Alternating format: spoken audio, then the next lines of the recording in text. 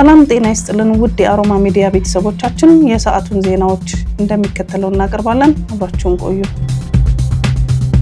በእስር ላይ የሚገኙት የቀድሞው የፊሊፒንስ ፕሬዝዳንት የከንቲባ ምርጫ አሸነፉ። ሄግ በሚገኘው ዓለም አቀፍ የወንጀለኞች ፍርድ ቤት ታስረው የሚገኙት ፕሬዝዳንት ሮድሪጎ ዱቴርቴ ምርጫውን 80% ማሸነፋቸውን ተከትሎ ከእስር እንዲለቀቁ የሚጠይቅ ዘመቻ ተጀምሯል። ዱቴርቴ ባሳለፍነው መጋቢት ወር በንጹሃን ግድያና በአደገኛ ዝውውር ወንጀል ተጠርጥረው ፍርድ ቤቱ ባወጣው የእስር ትዕዛዝ በቁጥጥር ስር ውለዋል። የዩናይትድ ስቴትስ ፕሬዝዳንት ዶናልድ ትራምፕ በሁለተኛ የስልጣን ዘመናቸው ለመጀመሪያ ጊዜ ትልቅ ዲፕሎማሲያዊ ጉዞ ለማድረግ ሳውዲ አረቢያ ገብተዋል። ዶናልድ ትራምፕ ወደ ሳውዲ አረቢያ፣ ኳታርና የተባበሩት አረብ ኤሚሬትስ በሚያደርጓቸው የ4 ቀናት ጉዞ በአሜሪካ ውስጥ ከፍተኛ የሆነ አዲስ ኢንቨስትመንት እንደሚያስገኝ ተስፋ አድርገዋል። የዩናይትድ ስቴትስ የፕሬዝዳንቶች ስልጣን ከያዙ በኋላ ወደ እንግሊዝ፣ ካናዳ ወይም ሜክሲኮ ለጉብኝት የሚሄዱበትን መርህ በመጣስ ትራምፕ የመጀመሪያ ትልቅ የሚባለውን ጉብኝት ወደ ሳውዲ አረቢያ አድርገዋል ሲል ቢቢሲ ዘግቧል።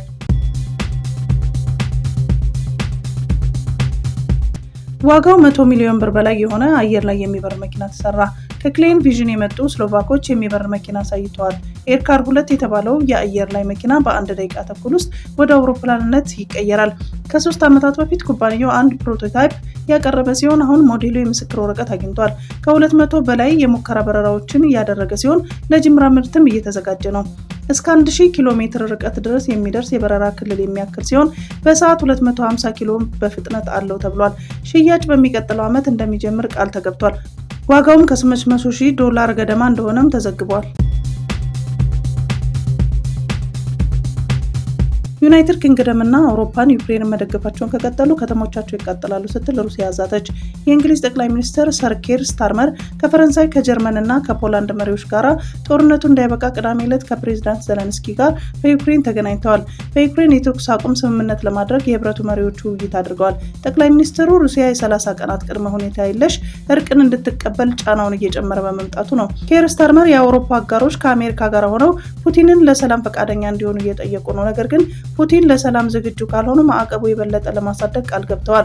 የፑቲን አፈቀላጤ ቭላድሚር ሶሎቪየቭ በሩሲያ ቴሌቪዥን ጣቢያ ቀርበው ሩሲያ ሁላችንም ታጠፋለች ሲሉ ዝተዋል። ሶሎቪየቭ እንዳሉት ምዕራባዊ ሀገራት በዚህ ጦርነት ውስጥ ከተሳተፉ ከተሞቻቸውን እናወድማለን፣ ሁላችንም እንጠፋለን፣ ልክ እንደ ዶንባስ ከተሞች የእናንተም ከተሞች ይቃጠላሉ ሲሉ አስጠንቅቀዋል። ሶቪየቭ በመቀጠል ሰው የተፈጠረው ለጦርነት ነው፣ ነገር ግን አንድ ሩሲያ የተፈጠረው ለድል ነው ሲሉ በልበ ሙሉነት ተናግረዋል። ይህ በእያንዳንዱ የውጭ ዜጋ አይምሮ ውስጥ እንዲገባ ፈልጋለሁ፣ እኛም ምንጊዜም እናሸንፋለን ብለዋል። የሶቪየት የስራ ባልደረባ የሆነችው ማርጋሪታ ሲሞኒያን የምዕራባዊ ሀገራት ፋሽስቶች ስትል ጠርታቸዋለች። ሩሲያው እነዚህ ምዕራባዊ ሀገራት 100% ትፈጫቸዋለች ብላለች። ፑቲን በኢስታንቡል ድርድር የማይገኙ ከሆነ ሩሲያ የማትወጣው ችግር ውስጥ ትገባለች ሲሉ የጀርመን የውጭ ጉዳይ ሚኒስትር አስጠነቀቁ።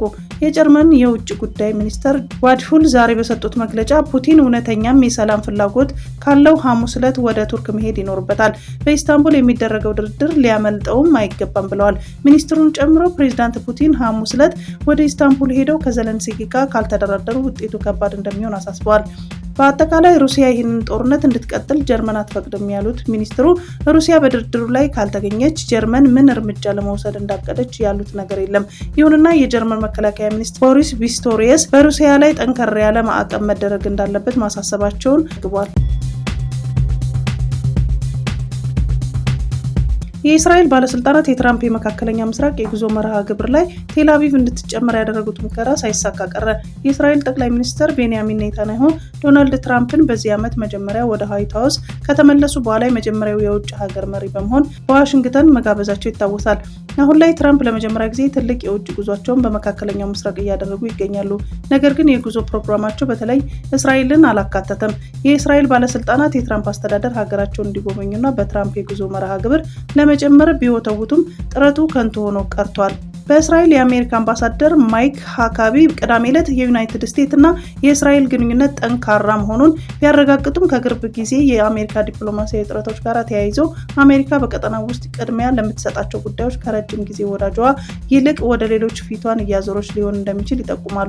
ሰኞ የተለቀቀው እስራኤላዊ አሜሪካዊ ታጋጅ ኤደን አሌክሳንደር እስራኤልን ያላካተተ ቀጥተኛ የአሜሪካና ሐማስ ንግግር ውጤት ነው።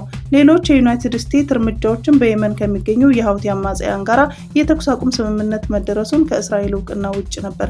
በተጨማሪም የእስራኤል እቅድ ያላካተተና ከኢራን ጋር በቀጥታ መነጋገርን ጨምሮ በሀገሪቱ የኒውክሌር መርሃ ግብር ዙሪያ የተደረጉ ድርድሮችን የእስራኤል ባለስልጣናትን አስገርሟል።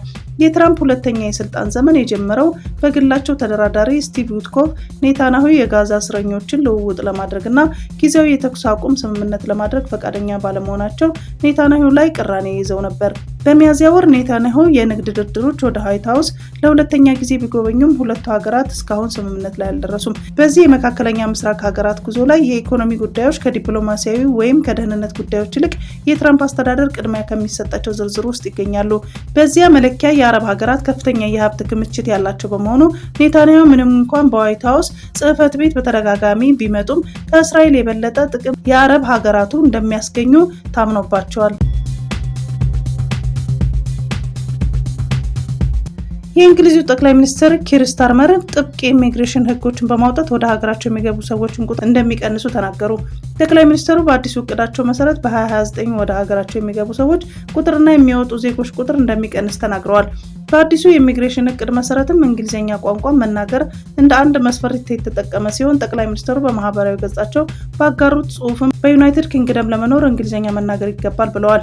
የእንግሊዝኛ ቋንቋ ችሎታ ደረጃ እንደሚሰጠው አይነት ቪዛ ይወሰናል ሲባል ቪዛቸውን ለማራዘምም የእንግሊዝኛ ችሎታቸውን ማሻሻሉ ማሳየት አለባቸው ተብሏል። ከዚህ ቀደም በእንግሊዝ ለ5 ዓመት የኖረ ሰው እንደ ነዋሪ የሚቆጠር የነበረ ሲሆን በአዲሱ እቅድ ይህንን መብት ለማግኘት ሰዎች ለ10 ዓመት መኖር አለባቸው ተብሏል። አንዳንድ ለማህበረሰቡ አስተዋጽኦ የሚያደርጉ እንደ ሕክምና ባለሙያ ያሉት ግን ከ5 ዓመት በኋላ የነዋሪነት ፈቃድ ማግኘት ይችላሉ ተብሏል። የነዋሪነት መብት ሰዎች በእንግሊዝ ለፈለጉት ያህል ጊዜ ለመኖር የሚያስችላቸው ሲሆን ይህ መብት ያላቸው ሰዎች ቤተሰቦቻቸው ወደ እንግሊዝ ከመውሰድ ጀምሮ የእንግሊዝ ዜግነት እስከ ማግኘት የሚያስችል መብት አላቸው። በተጨማሪ ከዚህ በኋላ የሶሻል ኬር ቪዛ አይኖርም ተብሏል። ቪዛው የበጎ አድራጎት ስራ የሚሰሩ ሰዎች ወደ እንግሊዝ እንዲገቡ የሚደረግበት ሲሆን ከዚህ በኋላ አይኖርም ተብሏል። በአዲሱ የእንግሊዝ ኢሚግሬሽን እቅድ መሰረት በሙያ ወይም ስኪል ወርከር ሆኖ ወደ እንግሊዝ መሄድ የሚፈልገው ሰው ቢያንስ የዩኒቨርሲቲ ዲግሪ ያስፈልገዋል። በአሁኑ ጊዜ በእንግሊዝኛ ፒኤችዲውን የሰራ ሰው ለ3 ዓመት በሀገሪቱ መቆየት ሲችል የመጀመሪያው ዲግሪያቸውን የያዙ ሰዎች ለግራጁዌት ቪዛ ካመለከቱት ለ2 ዓመት መቆየት ሲችሉ በአዲሱ እቅድ ለ18 ወራት ብቻ እንዲቆዩ ያደርጋል። በተጨማሪም አዲሱ እቅድ መሰረት ከውጭ ሀገራት ሰራተኞች መጥተው እንዲሰሩላቸው የሚፈልጉ ድርጅቶች በመጀመሪያ በእንግሊዝ ኢንቨስት ማድረግ አለባቸው ተብሏል። ጠቅላይ ሚኒስትሩ እነዚህን እቅዶች በመተግበር በመጪዎቹ 4 ዓመታት ውስጥ ወደ ሀገራቸው የሚገቡ ሰዎችን ቁጥር እንደሚቀንሱ ተናግረዋል። ጠቅላይ ሚኒስትር ቤንያሚን ኔታንያሁ ፍልስጤማውያን ለመቀበል ፍላጎት ያላቸው ሀገራት እየፈለግን ነው ብለዋል። እስራኤል ወደ ጋዛ ለመግባት ሙሉ ኃይሏን አዘጋጅታለች ያሉት ኔታንያሁ ሐማስን ስናጠፋና ታጋቾችን ስናስለቅቅ እንመልሳለን ሲሉ ተናግረዋል። ሐማስ ታጋቾችን እለቃለሁ ሊል ይችላል፣ ጥሩ ነው ይመልሳሉ፣ እንቀበላለን፣ ነገር ግን ወደ ጋዛ መግባታችን የማይቀር ነው ብለዋል። ጠቅላይ ሚኒስትሩ ጦርነት ልናቆም የምንችልበት ሁኔታ አይኖርም ያሉ ሲሆን ጊዜያዊ የተኩስ አቁም ግን ሊኖር እንደሚችል ጠቁመዋል። የአሜሪካ ፕሬዝዳንት በሶሪያ ላይ ተጥሎ የቆየውን ማዕቀብ በሙሉ ለማንሳት ቃል ገቡ። ፕሬዝዳንቱ በሪያድ ባደረጉት ንግግር አሁን ጊዜው ሶሪያ ወደፊት ወደ ታላቅነት የምታጓዝበት እድል መሆኑን ተናግረዋል። ትራምፕ በመጀመሪያው ቀን የሳውዲ አረቢያ ቆይታቸውን $142 ቢሊዮን የሚያወጣ የጦር መሳሪያ ስምምነት የተፈራረሙ ሲሆን እንዲሁም የሳውዲው ልዑል $1 ትሪሊየን ያወጣሉ ያሏቸውን ሌሎች ኢንቨስትመንቶችም ላይ ከስምምነት ደርሰዋል።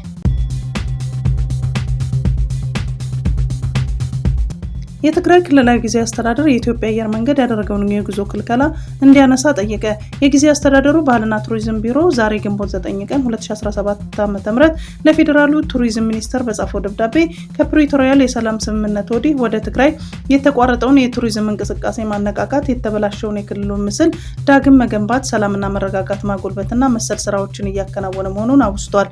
ጨምሮም ከመጋቢት ወር 2017 ዓ.ም ጀምሮ ከክልሉ ውስጥ በተፈጠረው ስጋት የተነሳ ዓለም አቀፍ የጉዞ ማስጠንቀቂያ በመውጣቱ ወደ ትግራይ የሚደረገውን የቱሪስቶች ጉዞ መቋረጡን ጠቅሷል። በቢሮው ምክትል ኃላፊ አቶ ኃይላይ በየነ የተጻፈው ይህ ደብዳቤ ይቀጥልም ይሁንና በትግራይ ክልል የታየውን መረጋጋት ተከትሎ የቱሪስት እንቅስቃሴ መታየት በጀመረበትና ተስፋ በተፈጠረበት በዚህ ወቅት ደግሞ እንደገና ክልከላ እንደተደረገ አስረድቷል። ከቅዳሜ ግንቦት 2 ቀን 2017 ዓ.ም ጀምሮ ወደ ትግራይ የሚሄዱ ቱሪስቶችና የውጭ ፕሮጀክቶች ባለድርሻ አካላት በኢትዮጵያ ኤርፖርት እንዳይሳፈሩ ክልከላ እንደተጣለባቸው ገልጾ ምክንያቱ ግልጽ እንዳልሆነለት አስታውቋል። በመሆኑም በሚመለከታቸው አካላት ጋር በመነጋገር ለችግሩ አስቸኳይ መፍትሄ እንዲደረግ ጠይቋል።